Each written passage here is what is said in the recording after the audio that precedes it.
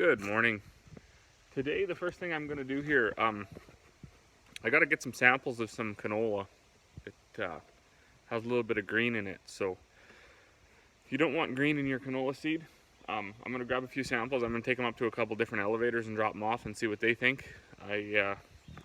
One thing that's a bit, bit frustrating about canola, it's always a visual thing. So you can have somebody tell you, it's 15%, somebody tell you it's 10%. So it's good to definitely get some different opinions. What I did is I took a few hundred bushels out and I put it on these couple trucks. So I'm gonna jump up there, I'm gonna grab a scoop. So I'm up here now in between the two trucks. The back, that big hump is out of one bin. The front, that big hump is out of another bin. And this truck is, because it's a little smaller truck, so it's just all out of the same bin. So I'm gonna grab a coffee can scoop from each. I'll grab 3. And then I'm gonna go back up to those 3 bins and grab another scoop out of the door. Usually have a bucket in each bin, so I can sample the trucks pretty good. But I don't know. I guess I must have used up all the canola out of the bucket. So all these samples up here, that's how they test for the green. What they do, they run the canola through a sieve, which is right there. Clean out anything that isn't canola. Then they put it through this. Elevators have bigger ones. This is a 100 seed count. They have 500 seed counts, I think. Then they count the green ones. But I figured while I'm here, I'm going to do a green count anyways. So I may as well show you how that's done. So I got all my sample. I'm going to shake it up here so it's a good fair representation of all 3 of those bins, or basically as good as I can get. That's been actually in storage for quite a while.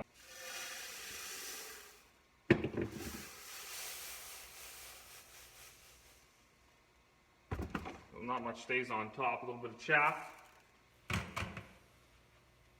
Didn't even do that right.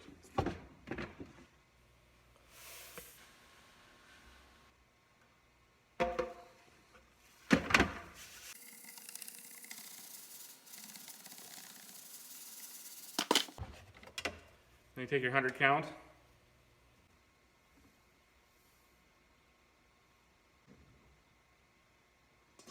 There you go. You'll end up with 100 seeds.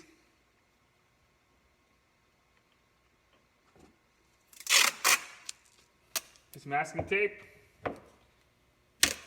Peel it off. The elevators don't get this precise, but there's one spot missing. It stayed stuck in here.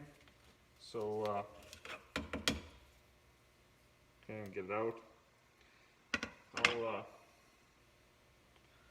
grab one out of the bucket, drop it on there. And then they got this fancy roller tool. So and then you roll it. So now, how many green ones would you count?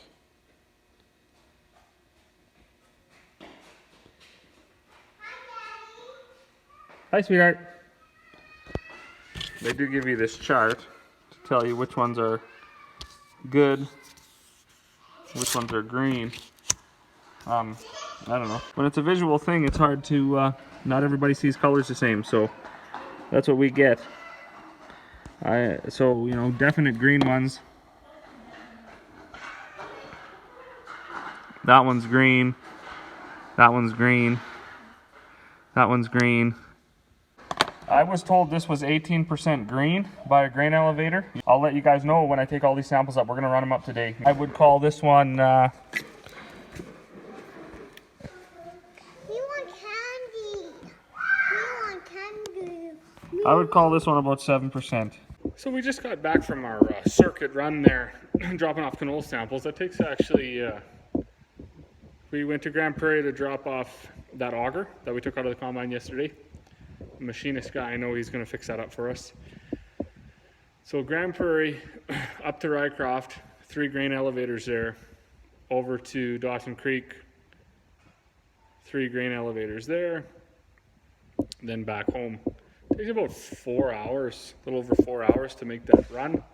But it's a nice drive. It's good to see that we're not the only ones with bad crops, and nice to see some good ones as well. So I'm back here now. I got my hoses put on this post hole auger. I just got to drill some holes in that bucket, and then I'm going to mount it on there.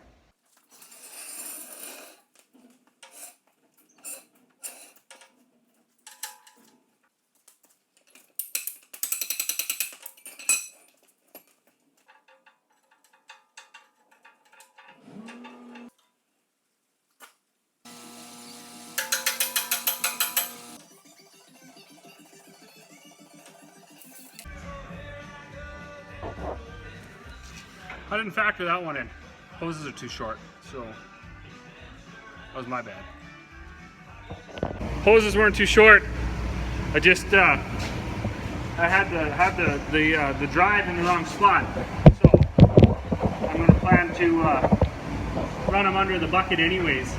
So all I got to do now is drill one hole over here through the bucket, and then put that last bolt in this hole here.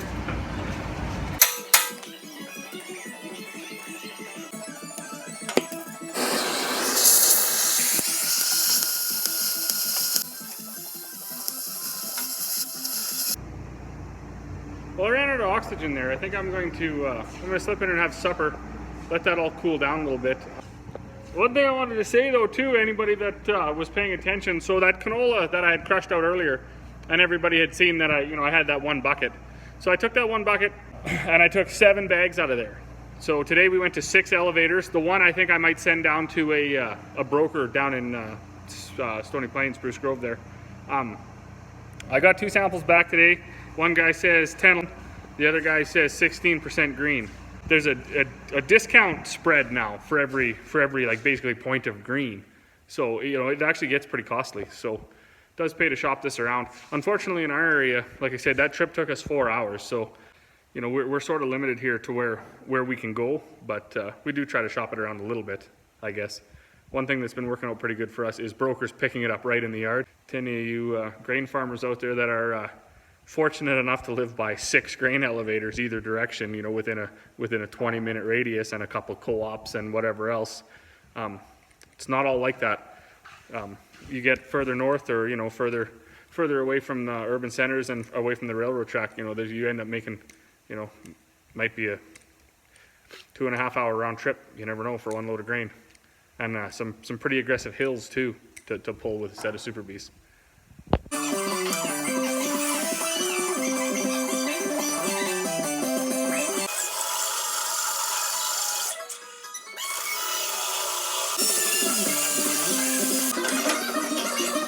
Due to the fact that I ran out of oxygen and acetylene trying to cut this hole for this bolt, I had to drill it. That just took forever. Actually, I don't. But I got it all drilled, got it all hooked up, got that hooked up. So I'm gonna fire the hydraulics up. If this doesn't spin, I don't know. Maybe this thing didn't even work. I don't know. It could have all been for naught. But moment of truth.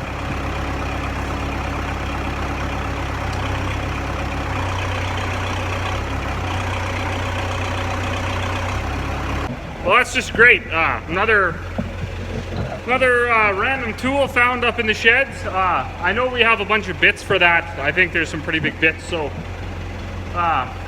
tomorrow I'm going to jig them out, and hopefully up at my wife's chicken coop we want to drill a hole and put a power pole in there so we can run some overhead power for the chicken coop. It was the whole reason behind getting this going. So stay tuned. We'll hopefully put this thing in action tomorrow.